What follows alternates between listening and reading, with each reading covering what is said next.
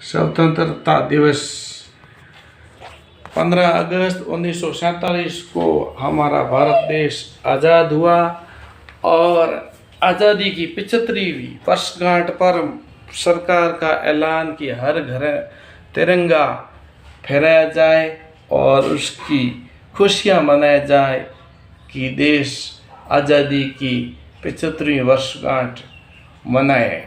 उस खुशी में अपने देश ने जो विकास किया है उस विकास को ध्यान में रखते हुए ये खुशी के लिए हर घर तिरंगा होना चाहिए।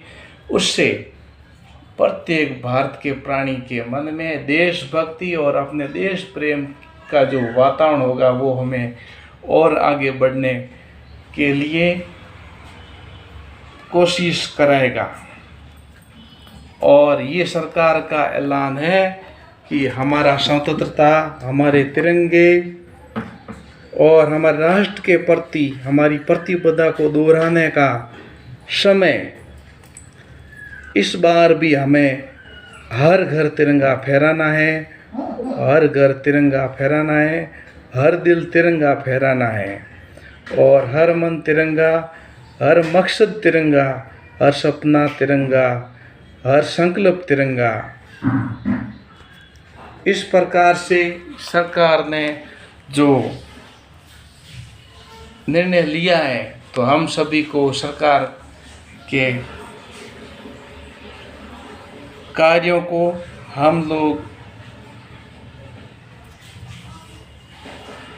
उनका निर्णय को स्वीकार करते हुए हमें हर घर तिरंगा फहराना और अपने देश को तरक्की के रास्ते में आगे बढ़ाना बहुत ज़रूरी है।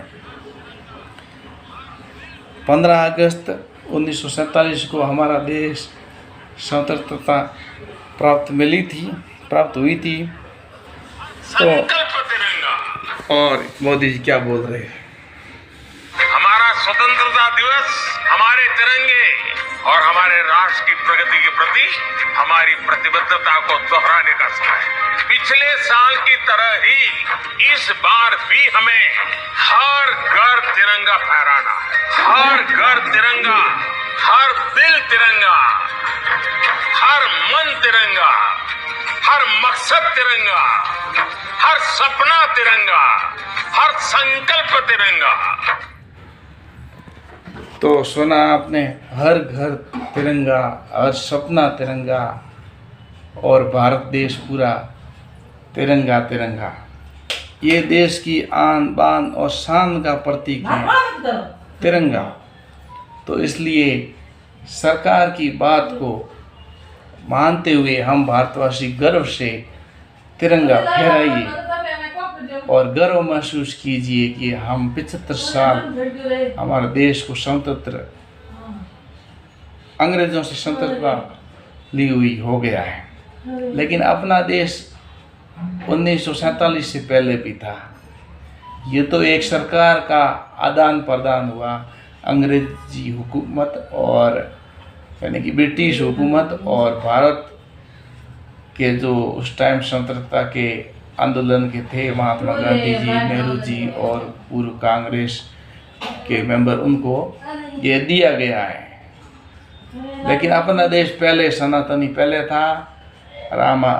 रामचंद्र भगवान राजा थे, कृष्ण भगवान राजा थे, बहुत राजा हुए, विक्रमादित्य, चंद्रगुप्त मौर्य और बहुत सारे राजा इतने हुए कि आप ये बहुत लंबा नाम हो जाता गिनाते गिनाते।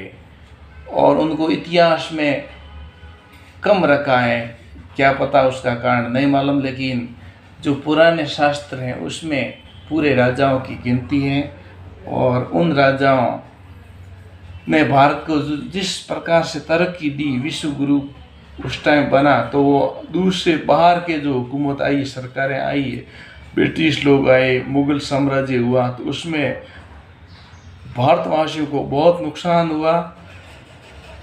लेकिन फिर ये भारत जब 1947 में स्वतंत्र हुआ तो फिर वापस उठ खड़ा हुआ, शिक्षा का स्तर बढ़ाया गया है, स्कूलें खोली गई हैं और अपने जिस टाइम स्वतंत्र हुआ था देश में खाने को गेहूँ नहीं था, अनाज नहीं था, बाहर से आयात करना पड़ता था। आज सरकार हाल टैक्स ले रही है, जीएसटी ले रही है, पेट्रोल के दाम बढ़ा रही हैं, लेकिन वापस भी दे रही हैं।